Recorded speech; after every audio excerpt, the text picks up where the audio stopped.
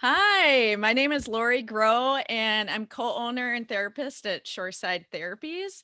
Today, we're here again with Molly Selby, and she works at Shoreside Therapies as a child and adolescent therapist. And today, we're going to be talking about bedtime fears, which is a topic I Mhm. think a lot of parents can relate to. I know my kids had struggled a little bit with those. Really, at each age group, there's something new going on with bedtime. Um, so, Definitely. Thanks for Hi, joining Lori. us. Hi. Hi. Hi, everybody watching. So, the first question I have is when do bedtime fears start? Okay, well, about one third of children struggle with falling asleep at night.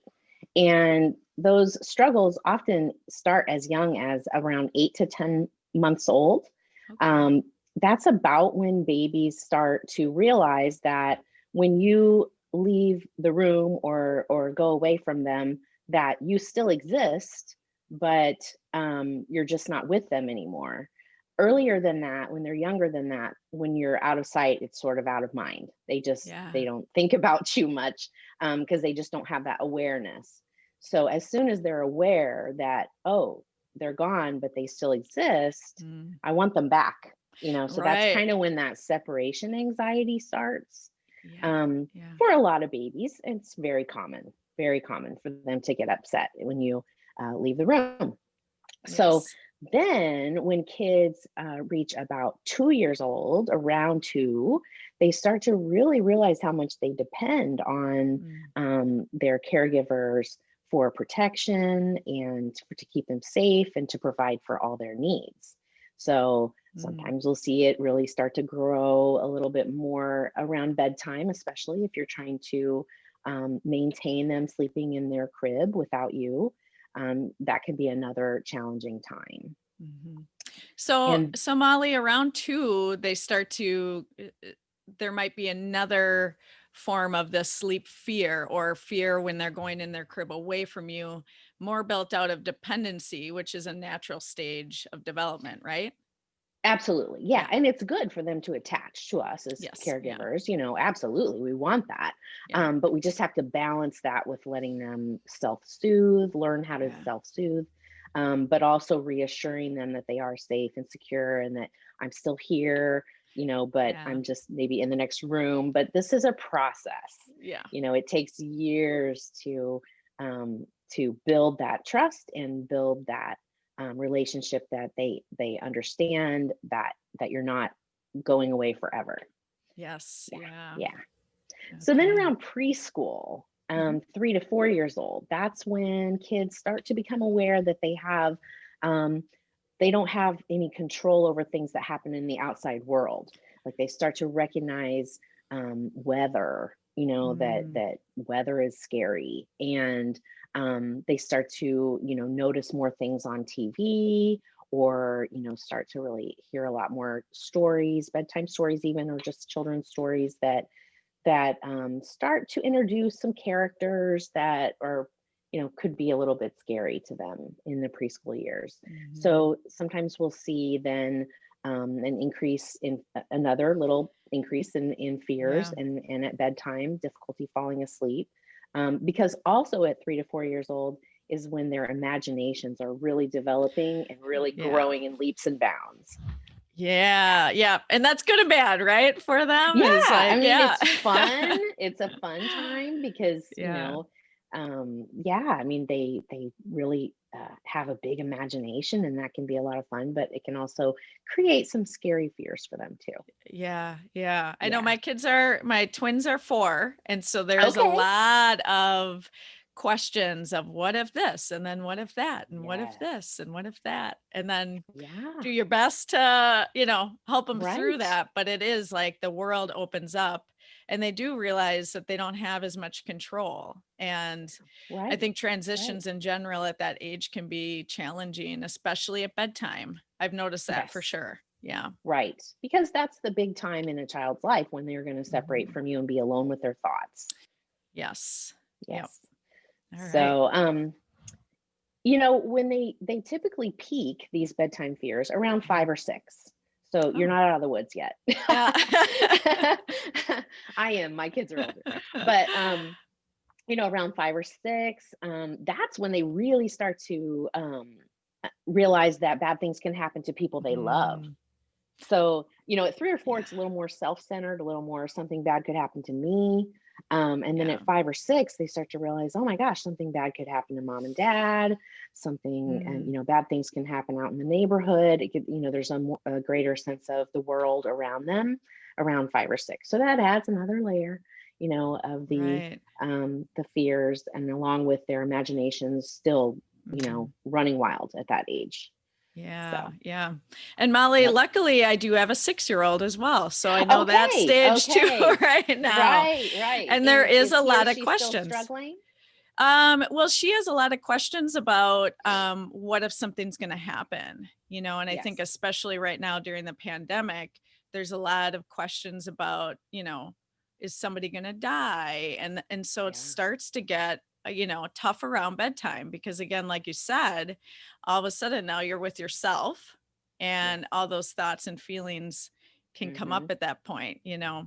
So All yeah, right. so I got one Yeah. at that stage too. Yeah. Right. Yeah. Well, the good news is around 7 to 11, thinking becomes a little more concrete. Mhm. So, while it's still very common for kids around that age to still be struggling with bedtime fears, and they do still have an active imagination, but they are hopefully starting to learn and develop, learn to trust and develop trust that you're going to keep them safe as caregivers, and that they are secure and safe in your home, you Yeah. know. So that typically starts to get better. And then the really good news is that around 12, we typically see a big decrease in bedtime Mm, fears, because at that age they start worrying about different things like yeah. their peers and what other kids Mhm. at school think about them. And so it's not that there's not still worries at bedtime, but they're not necessarily the same kind of fears as in childhood. Yeah, and that makes sense. It becomes more social fears, right? Versus Right. fears of getting harmed yourself or someone else getting harmed or dying, Right. right? I mean, those are tend Right. to be the fears that I hear anyways. Yes. Yeah. Well, that just leads us right into what kinds of fears do they have Yeah. at bedtime? And Yeah. and this could be any of those ages, Yeah. anywhere from, preschool all the way up to like around 12. So I hear a lot of kids having a fear of separation from the Mm, parent. A fear of the dark is a big one. And that's mainly just because, obviously you take away your sight and then you don't know what's there. Um, right. so yeah, when it's very dark in the room, fears of monsters, ghosts, strangers. These can Mm, all be common characters in childhood books and TV shows. yeah. Nightmares. So kids will start to talk about having nightmares already at those ages, preschool. Going upstairs alone, or even just being in Mm, their room alone, even if it's not bedtime. That's a common fear mm, for younger children. And then, sleeping alone is a common fear. So being in yeah. their bed Yeah. all night by themselves. Yeah. And I remember too, Molly, from my experience as a child of running to my bed, jumping in case, Yes. didn't want the monster to Yep. grab me from Yeah. under the bed. Yep. And I would Yeah. take a huge jump and usually I would make it. Absolutely. Yeah. Yeah, I know. My dad used to talk about that, thinking there were Yeah. lions under his bed. Yeah. And yeah, I mean, I think it's a lot more common than we think. And the Yeah. good news is there are a lot of things that we can do as caregivers to try to minimize them and help our kids through that developmental stage, because Yeah. it is a very common thing in those developmental Mhm, stages. mhm. And a So, lot of times it is hard to remember what it was really like as a child too, right. and how our imagination at that time is really hard to tame. So I think that Yes. that's another point too of just remembering, where they're at developmentally. So I like that you shared that piece of information because that sometimes I know I forget. Oh, Hmm. they're 6. Oh, they're 4. They're not Right. 10 years Right. old yet. Yep. Right, they don't Yeah. have the experience, the life Hmm. experience to really understand and trust, Yeah. that some things are fantasy and some things are reality. And when they're asking you those questions, they're asking you because they genuinely don't know. I think Yeah. sometimes parents are like, "Oh, come on, you surely know that monsters aren't real." Well, Right. I'm four. No, I Yeah. don't Yeah. know I that. don't know. Please Yeah. tell me. That's why I'm asking. you know. Yes, So totally. Yes. yeah. Oh. So So okay. Molly, going on to what parents can actually do, what are some tips? What Yeah. can parents do to help? Okay. So there are three main things that I want to talk about that can help, that may help. One is developing and maintaining a predictable, consistent bedtime routine.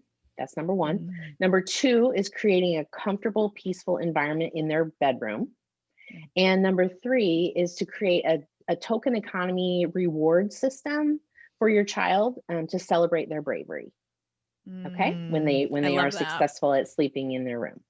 Okay, so let's go back to number one. So developing that predictable bedtime routine. There are Mhm. certain elements that I think are really important to include in that. So the first one is really, really hard to do, and I have to admit I'm not always successful at this one.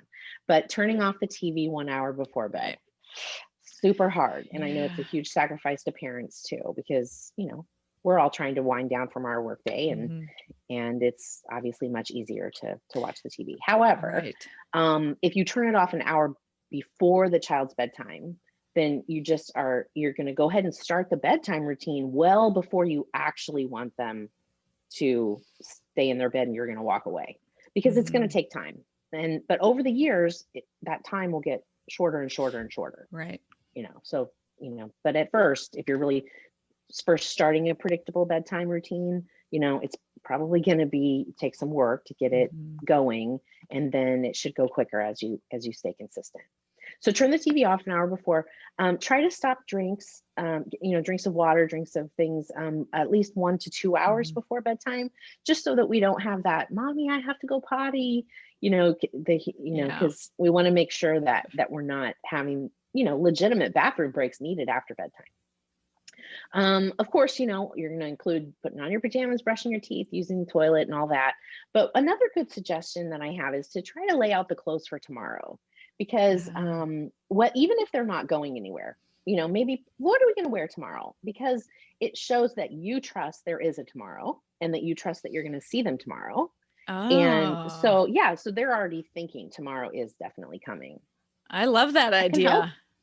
Yeah. So, okay, and then we go into what you were saying when the kids are asking questions. Try to have a specific time set aside, maybe 10 minutes, 5 to 10 minutes, to talk and listen and snuggle. So Mhm. this would be the time to ask, how are you feeling about being in here tonight? Are you having any worries? Or if you don't want to bring it up, you can say, just how was your day? How are you feeling tonight? Talk about feelings. Mhm. If they really can't explain it, maybe start introducing some emotion vocabulary, to teach them how to express their feelings at that time. And then answer any of those questions honestly, but at age appropriate ways, if they do Yeah. have worries. Yeah. Yeah, that Okay. part I like too, because that time is so valuable, that one-on-one time. And at It bedtime, really is. kids just tend to be able to talk more. I mean, it They it might be do. the goal to stay up, right? There could be that little goal there, Sure. but Right. Right. it just seems like Yeah. they're more likely to say, "Hey, this is how my day went," at that Yes. time of day. Mhm. Yeah. And you can tell them talk time is 5 minutes, or Yeah. talk time is 10 minutes, or whatever, but you can set a boundary on that. Mhm. Then you're going to go into maybe try to teach one like calming coping skill each night. And it Mm. can be as short as 30 seconds long. Like, hey, let's just lay here and kind of take some deep breaths together and imagine our favorite place. Something like teaching a little bit of deep breathing, teaching a little bit of visualization can help. It doesn't have to be anything real, elaborate, Mhm. but just teaching them that use those skills too to calm yourself. And then I think reading a book or a story at night is awesome, great. But just be careful of the content of the bedtime story. I Mm. mean, if you have pirate stories and monster stories, those are great for daytime. Try to avoid those at the Yeah. bedtime story, Yeah. just because you might be planting a seed that might, contribute to a nightmare or contribute to thoughts after you leave that room. So try to have it be a little more positive. I mean, you can read emotion books at night, that can be helpful, or just books that tend to have a happy ending, that don't Yeah. have something scary in them. Then here's what I think is the most important element, is the quick Okay. tuck in and exit. So Ah, if they know that the talk time is before the book, when the book ends, we're done. So, I like you that. know, give a hug. I love you. I'll see you tomorrow. Mhm. Pull up the covers, last kiss, out the door. And if they say, but wait, I wanted to talk, no, we'll have to save that for tomorrow's talk time. We already did our talk time tonight. That way they'll know that's part of the routine. Hmm. I So, might need some what coaching do you on that think? one, Do Molly. you I have, might need some help on that one. well, it's because, with separation anxiety, we know that Uh, the more you drag out the actual separation, it's like pulling taffy, yeah. it's going to be real tough. But so you need a clean, fast break when Yeah. it's really time Yep. to leave. Not that you don't reassure, but do that before. Mm-hmm. When it's time to Mm-hmm. go, it's time to go quick. Yeah. Yeah. So I that, in like my that tip. experience, that has really, really helped. Okay, so let's talk about that comfortable environment, peaceful Yes. environment that we're going to create. I want you to focus on looking at the lighting, the sound, and the temperature in the room. So, Mm. and look at your, and involve your child in looking at those things. How do you feel in here? Do you have enough covers? Is it too dark? Or is the nightlight creating shadows? Do is it too quiet? Is it too loud? Are we being too loud out in the living room? I'm a big believer in white noise. So Uh, maybe that hum of a fan in the summertime, or if it's too cold to do that in the winter, an air purifier machine can work.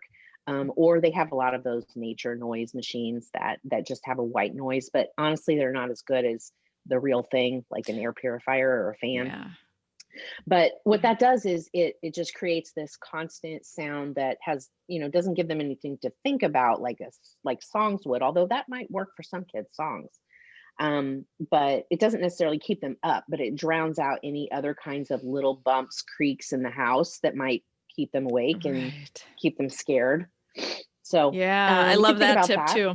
Yeah. Okay, all right. Yeah. Yeah, and there's a lot of great night lights out there that change colors, Yeah. or they can choose their most soothing Mhm. color, things like that, to just create that peaceful environment. You can consider it a weighted blanket if they're feeling insecure and they just need that comfort of, almost feels like a hug from your blanket. Yeah, Yeah. I could see how a lot of kids would like that because my Yeah. kids in particular like me to sort of snuggle them like this where my Sure. body's on top of them to calm down. Yeah. And at first you're Hmm. like, well, okay, I guess. And you do that, but it's as an adult, you're trying not to squash them, Yeah. but Yeah. that would work a lot better that to calm their Right. bodies down because Sure. that's what they're Yeah. really looking for. Yeah, I love the Right. So weighted the blanket weighted idea. blanket or the body pillow, those big body pillows that they can kind of hug, or even like a Uh, giant soft, bear that so they feel like they have something to hug in that bed. Um, yeah, and I think stuffed animals, bedtime security objects yeah. are fine. Some Mhm. parents get concerned if they're, you know, 7, 8-year-old is still sleeping with a teddy bear, but I would not let that concern you at all. That's fine. I know plenty of girls who actually take their teddy bears to college, and Yeah. there's no research that says that that's a bad thing. Whatever, Yeah. if you have a blanket or a teddy that you love, believe me, when they get old enough, they'll put it away and they'll be done with that. They're probably not Yeah. going to take that into their marriage bed, Yeah. But I but like it's that okay. reassurance too of like there'll be a point where they're not going to want that and they make Right. that choice. And sometimes as a parent, you want to say, okay, well, that developmental stage is over. You should be done with that.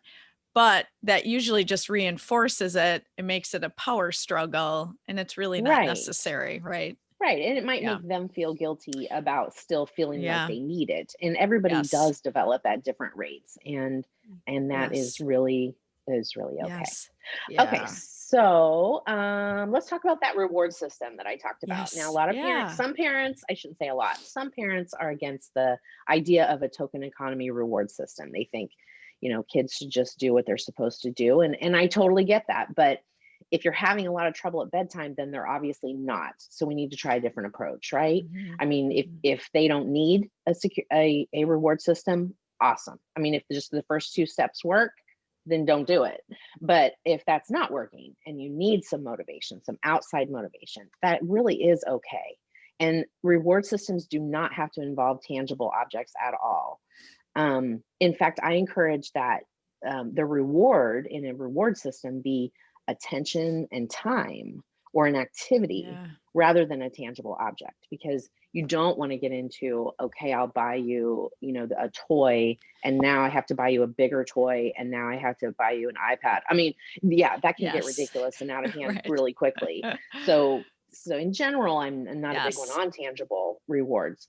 But if you set up even just a little sticker program, a little sticker chart or Mhm. something, or I like marbles in a jar, like every morning, if the bedtime went well, we're going to add another marble to your jar. And when that jar is all full, then we're going to go to your favorite park, or Yes. we're Yeah. going to take a little hike, or I'm going to give you a coupon that says, I'm going to spend a whole hour of my undivided attention playing your favorite board game.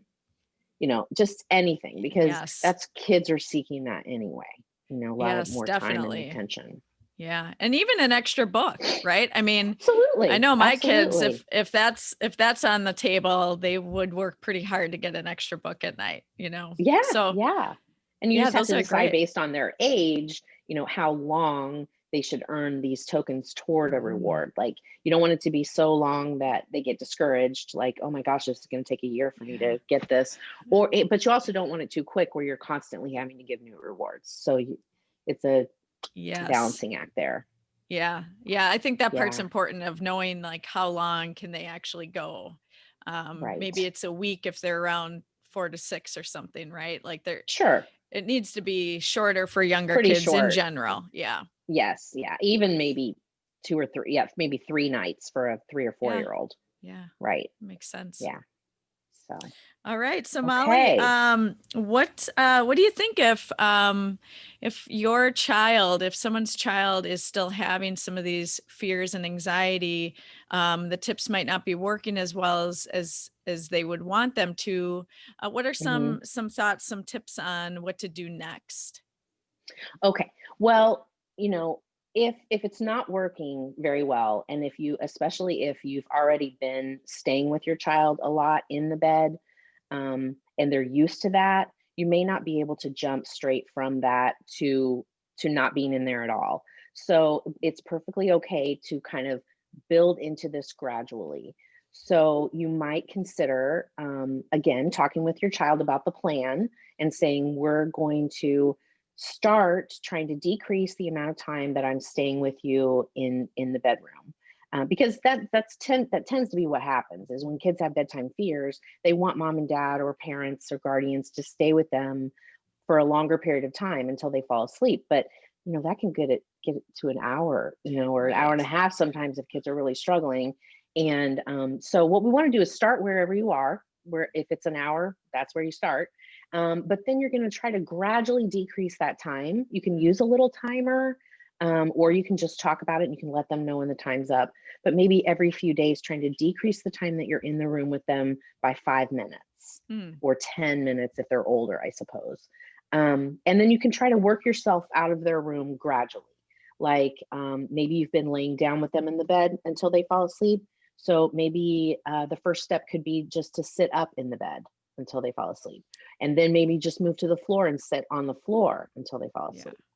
And then sit outside the door in a chair, because usually the separation anxiety bedtime fears are they want you close, Right. right? So yeah, so like kind of working yourself out and also decreasing the amount of time gradually so that it allows them to start to learn to self-soothe. Yeah, I love that gradual progression. And I think that helps in general with parents that are feeling anxious about this, because there's Hmm. this other piece that I notice is that parents going to feel anxious that their kid's in distress. And it Right. might be hard for them as well of, okay, I want this to end. Yeah. I need to get out of this position, I need to put up a Right. boundary, but yet the same time, I feel really awful for what they're going through. And I feel like this is a great way to soothe your own anxiety of Hmm. doing, more separation. And it helps the kids to know, okay, mom is saying this or dad is saying this, and then they're going to Hmm. follow through. I know that Yes. that is going to be shortened, or I know that they're going to be outside the door. And if I peek, there they are. Mhm. And that Right. helps build that trust as well. So I Yes. love that practice. Yeah. Yes. And when you're not going to be there anymore, be honest about it. I'm not going to sit outside the Mhm. door anymore. This is Mhm. the night. We're jumping to that, Yeah. and Yeah. because you don't want to tell a lie, because then that can hurt the trust. And you say, I'm going to sit in the chair, and then they peek out and you're not there. Then you might go Right. backwards a step. So Yes, for yeah, sure. Yep. and I think it's good to have them be part of the process and explain at an age appropriate level. I mean, obviously a preschooler is going to have more difficulty understanding it, but explain. I want you to be able to learn how to comfort yourself and calm yourself, Mhm. and so we're going to work on that, but we're going to work on it together and try to not become frustrated when they struggle, because they really are struggling. I mean, this is Yeah. hard for kids to learn how to do that, especially if it hasn't, if they've struggled with it all along and it's been going on a Mhm. long time. It's going to take a long time to get better. Yeah. But Yeah. if for some reason you try all these things and it's you're still feeling like you need more support, more help, or more ideas, because these aren't going to work for everyone. um, I would start with maybe ruling out any health issues that might be present. I mean, if you have any concerns like Mhm. that, make sure that you talk to your pediatrician first, um, and rule out that there's any health problems that might be Yeah. contributing to their difficulty falling asleep. And then there's a couple resources I can suggest that you could Yeah, I would also love that. try. Yeah. So this is one that I've used a lot in practice. It's called What to Do When You Dread Your Bed. So Oh, it's actually a workbook, and it has short chapters and some cute illustrations. And I would say that it would be appropriate for kids age 6 to 12, what, okay. 6 to 10 maybe. I think probably the illustrations would. I'm not sure if 11 or 12-year-olds would like the child the illustrations, but Yeah. the content would be appropriate up to 12 actually. But the chapters could be read as bedtime stories actually, and there's activities to do in Ah, there, and there's other ideas.